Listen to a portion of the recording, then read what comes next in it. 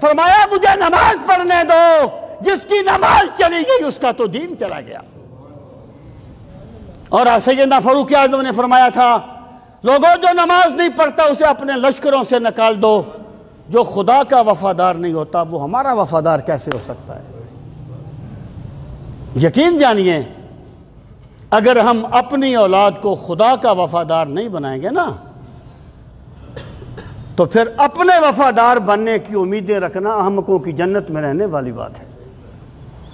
تو نماز، فرمایا نماز دین کا ستون ہے۔ اب اس سے مراد کیا ہے؟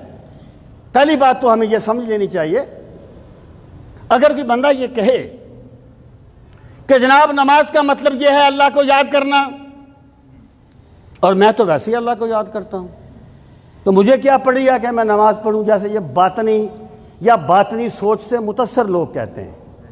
ہمارے پرابلم یہ ہے کہ بندوں کو پتہ نہیں ہوتا کہ ہم بولی کس کی بول رہے ہیں۔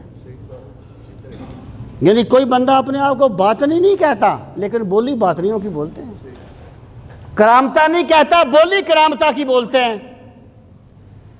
تو اگر کوئی یہ کہہ دے کہ جی میرا تو دل صاف ہے، مجھے کیا پڑی ہے نماز پڑھنے کی، اس سے پوچھو تیرا دل محمد الرسول اللہ سے بڑھ کے صاف نہیں ہے؟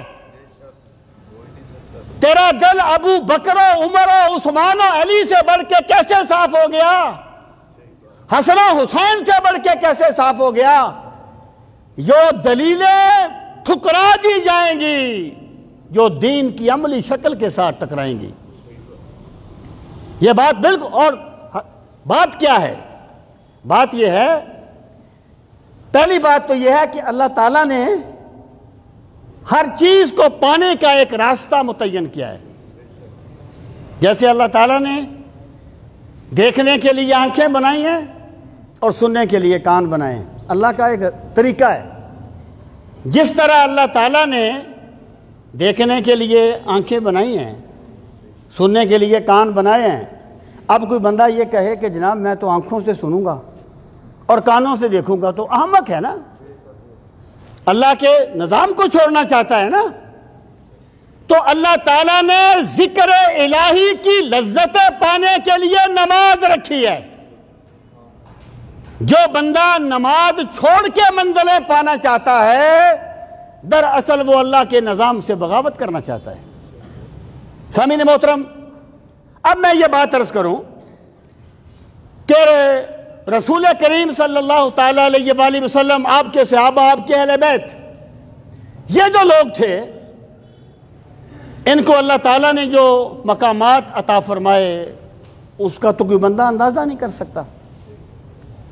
یہ جو اللہ کے سامنے جھکنا ہے نا، اگر آپ اوورآل بات کریں جو عبادت ہوتی ہے، عبادت تو عبادت کا صرف ایک مقصد ہے، اور عبادت کا مقصد یہ ہے اللہ کے سامنے عاجزی کا اظہار کرنا۔